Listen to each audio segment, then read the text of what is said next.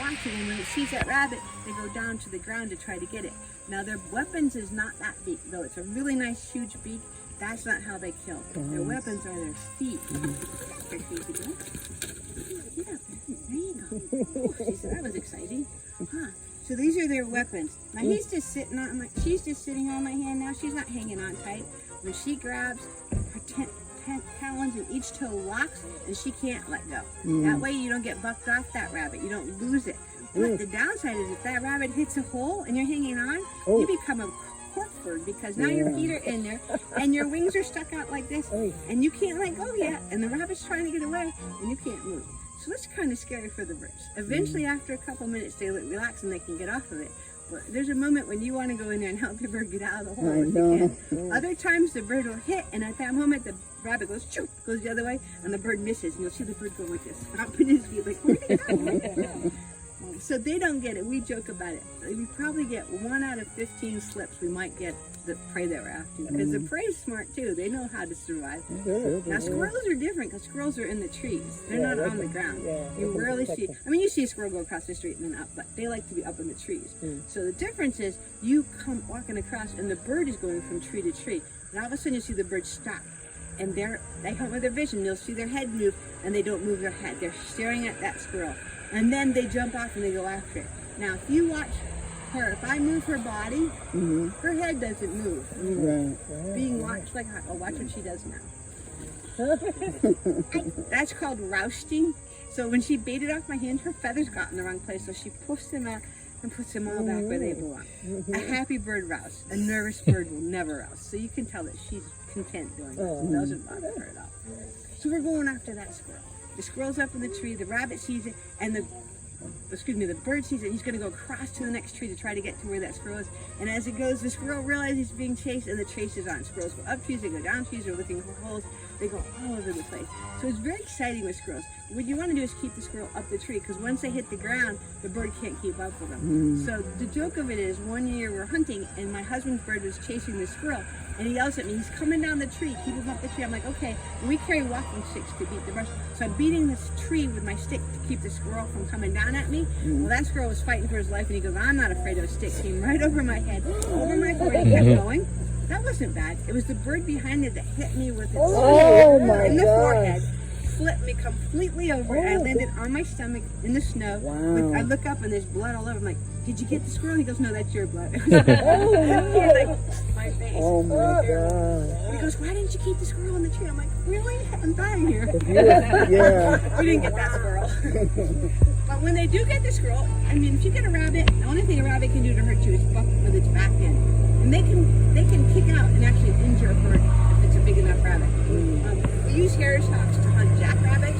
We'll put 5 hair stalks on a single jackrabbit, and the rabbit will win sometimes because it can buck them right out. It's crazy. But when they get a squirrel, they have to be really careful because they're holding them with their feet. And when they're holding them with their feet, the squirrel, if they don't have the head, will turn around and start biting their feet or biting their face.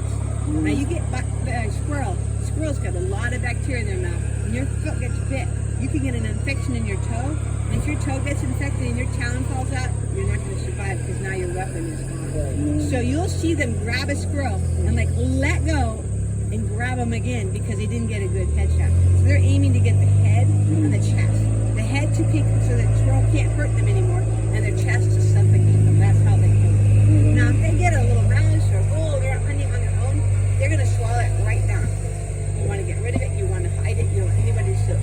So say they get a nice rabbit, well they can't pick up the rabbit and fly away, it's too heavy. So they're going to take their wings, and it's called mantling. They make like a cape like this, so they're standing on the rabbit and they'll put their wings like this so anything above them can't see what they have. Because you'll see turkey vultures all of a sudden appear when there's a rabbit on the ground dead. And so they'll do that, and then they start ripping and tearing up the meat. And now owls will have their stomach. All hawks have a crop. So there's an outpouching right here. They fill it up and they come out look like a softball, so big, full of food.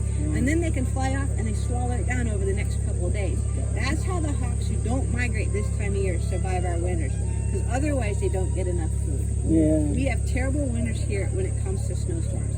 They lose 10% of their body weight every day they don't eat in the winter. Wow. So they can go like 2 or 3 days without eating and then they're in trouble. Now owls hunt differently. They hunt with their hearing. So they can actually hear a mouse tumbling under the snow and grab it without seeing it. These guys are visual hunters. They can only catch what they can see. And so once we get snow on the ground, they really have a hard time getting animals because they can't see them. Yeah. Now owls will eat other birds, lizards, rodents. Hawks will eat a lot of things too, but these guys hunt from a perch to the ground, so they're not going to catch a bird. They're like the B-52 bombers. They're steady, they're strong, but they're slow. So you see them sometimes, the little birds will be picking on them, but they're not going to be able to catch that little bird. Now the goshawks, the Cooper's hawks, those birds are much faster and they eat other birds. If you look at the shape of their wings, if you ever have a chance to go to Five Rivers, there's an awesome room in there. The whole wall is covered with bird wings. You can look at the shape. When they call these broad wings, their wings are this wide. I mean, she has really wide wings. She can hold a tremendous amount of air and float there, but she can't fly fast. They're too big, too heavy. So if you look at goshawks, Cooper's hawks, falcons, their wings come out to a point. They're made to go super fast. Those birds can chase other birds. These guys, you see them around, but they're not chasing the birds. You know, they're blaming them for eating things that they don't eat. You know, like, wintertime's a good example. Everybody likes to feed the birds. You put out your bird feeder, and all the birds come. All different kinds of birds too. It's not just one species. Hello, how are you? Where they're putting me? They're gonna put you over there if that's okay with you. In the flat spot. Okay. You place you over here.